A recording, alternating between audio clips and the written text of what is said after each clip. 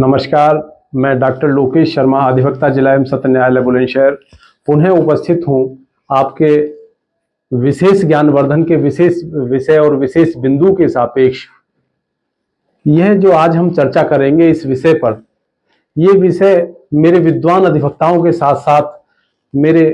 आम जनमानस जो भी मुझे दर्शक देख रहे हैं उनका बहुत विशेष उपयोगी विषय है। आज विषय है ब्याज अधिनियम। मैक्सिमम पूरे भारतवर्ष में यदि देखी जाए स्थिति, तो इससे त्रस्त और ग्रसित लगभग प्रत्येक परिवार ही जुड़ा हुआ है, इससे ग्रस्त है, इससे प्रभावित है।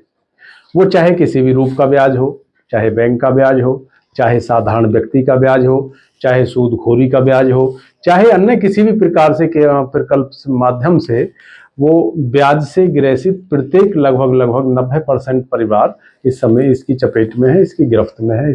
इससे ग्रसित है। तो आज हम उसी विषय पे बातचीत करेंगे। विषय बड़ा इंटरेस्टेड है, तो जो लोग मुझे देख रहे हो वो सब लोग लाइक करें, सब्सक्राइब करें और अपने मिलने जुलने वाले जो भी लोग हैं, उनका जनसमूह है, उनको भी वो शेयर करें। तो हम शुरू करते हैं विषय को। तो जो ये ब्याज अधिनियम है, ये 1978 ईस्वी में भारत में जो है ये लागू हुआ, इसमें आया।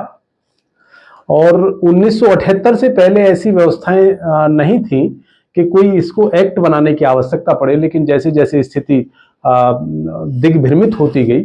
तो फिर सरकार के यहाँ पे जब शिकायतों की स्थिति को देखते हुए इसके अगेंस्ट एक्ट बनाना पड़ा और 1978 में ये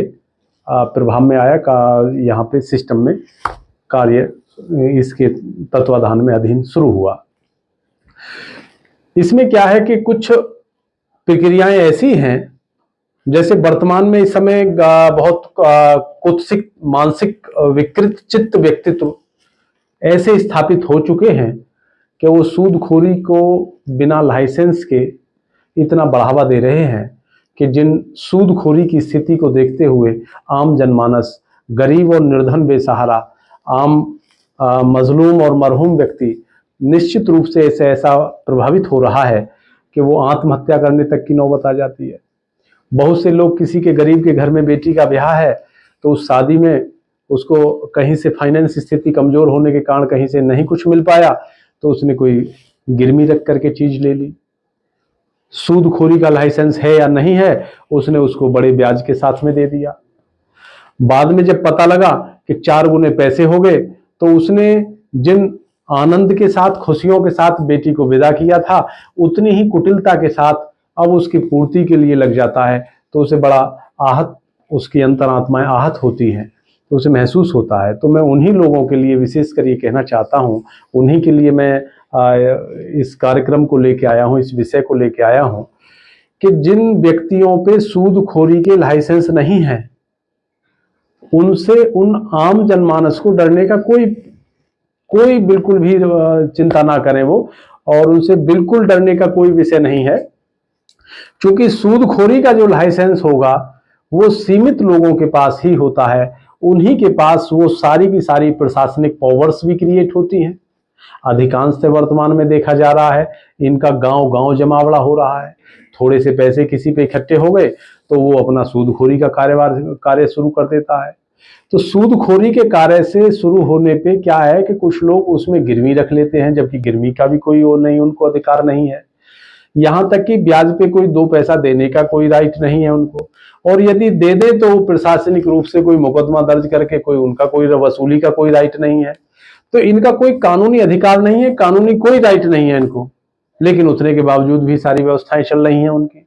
देखते देखते ब्याज वालों का जो है बड़ी बड़ी कोठी, आलीशान मकान, दुकान, सब जमीन जायदाद सब तैयार हो जाते हैं, और जिन लोगों पे जमीनें थी उन्होंने गिरवी रख करके दी, वो सब खाली हाथ हो जाते हैं, जो वर्तमान में सब हो रहा है। तो ऐसी स्थिति को, यदि कोई ऐसी स्थिति उत्पन्न हो रही है, तो सरकार ने बहुत सारे प्लेटफॉर्म ऐसे खड़े किए हुए हैं कि वहां जाकर के अपनी जमीन पे, अपनी इत्यादि, किसी को कोई आवश्यकता है तो वहां बैंकिंग प्रक्रिया के माध्यम से जा सकते हैं। और दूसरी कई प्रक्रियाएं ऐसी, समूह ऋण इत्यादि चल रही हैं, वहां जाकर के संपर्क संवाद कर सकते हैं और अपनी समस्या का निपटारा और निपटान वहां से या हल कर सकते हैं। लेकिन मेरा कहना मात्र इतना है कि जो व्यक्ति गांव-गांव जाकर के ब्याज की दुकान खोले बैठे हैं, उनसे कोई ब्याज पे वार्तालाप वो नहीं करें। और यदि किसी ने कोई पैसा ले भी लिया है इंसानियत के नाते, तो उस इंसानियत के नाते पैसा लेने का, लेकिन एक निश्चित अमाउंट के बाद अगर जो जब वसूली दुगनी और तिगनी और चार गुनी हो जाती है, तो पता लगा कि किसी ने 50,000 लिया था और उसने घर का अपना पेपर दे दिया था, तो उस 50,000 के बदले में उसको 3-3 लाख 4-4 लाख चुकाना पड़ता है। तो ऐसी स्थिति से बिल्कुल वो निडर रहें, ना डरें। यदि किसी से कुछ पैसा ले लिया है तो वो सूदखोर की किसी की कोई ताकत ऐसी नहीं है कि उससे उस तरीके से वसूल कर लिया जाए जिस रूप में उनको दिया है।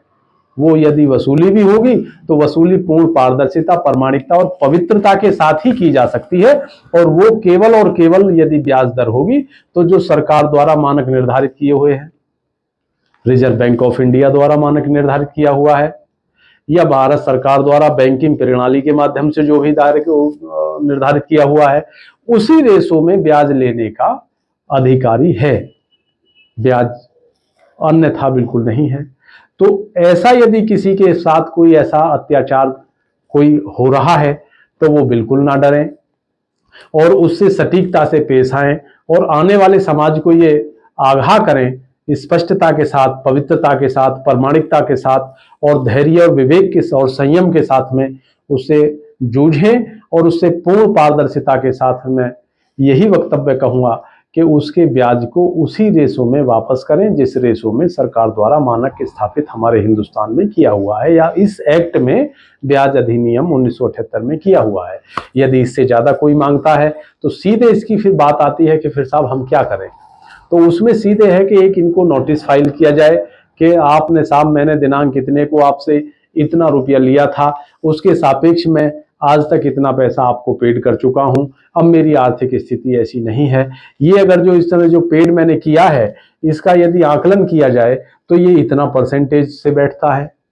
यदि बैंकिंग प्रक्रिया का भी सहारा मुझे मैं लेता तो मेरा कुल ब्याज 1%, 1.5%, 2% आता,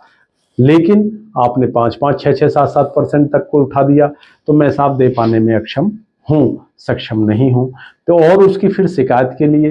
तो उसकी शिकायत सीधे जनपद में जिलाधिकारी महोदय बैठते हैं, जिलाधिकारी महोदय से सीधे पत्राचार किया जा सकता है और इस पे जिलाधिकारी महोदय संज्ञान लेंगे। अब विषय दूसरा आता है कि यदि कोई किसी के ब्याज का पैसे को नहीं देता है, अनऑथराइज रूप से किसी ने ब्याज पे 4-6%, 10% का ब्याज पे पैसा उठाया और उसको वापसी वो संबंधित व्यक्ति नहीं करता है, तो फिर वो व्यक्ति कोर्ट जाएगा। तो कोर्ट जाने के बाद में मान्य न्यायालय जाए और किसी दूसरे उपचार में जाए, तो मान्य न्यायालय से या दूसरे किसी भी विधि के द्वारा उसको कहीं से कोई राहत मिल नहीं सकती है। इसे भी जो ब्याज पे पैसा ले रहा है उसे ध्यान में रखना है। ये केवल और केवल आपसी मानवीयता का संबंध है, उसी के उस संबंधों के दायरे में ही किसी को ब्याज पे हम लोग पैसा दे सकते हैं और उससे वसूल कर सकते हैं निश्चित रेशो में। लेकिन ऐसी मैं उन अब विद्वान अधिवक्ताओं को और जो जागरूक मेरे दर्शक बंधु हैं जो मेरे मुझे देख रहे हैं इसमें, उन जागरूक जनों से भी मैं कहना चाहूंगा कि इस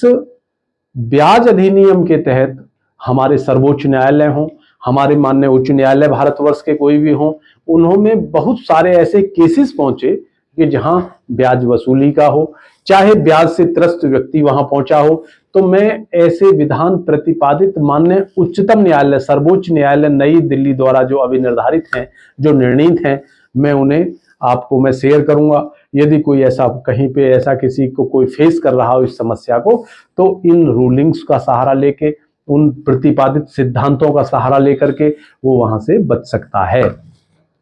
और सबसे पहले मैं चाहूंगा कि जो मैं बताऊं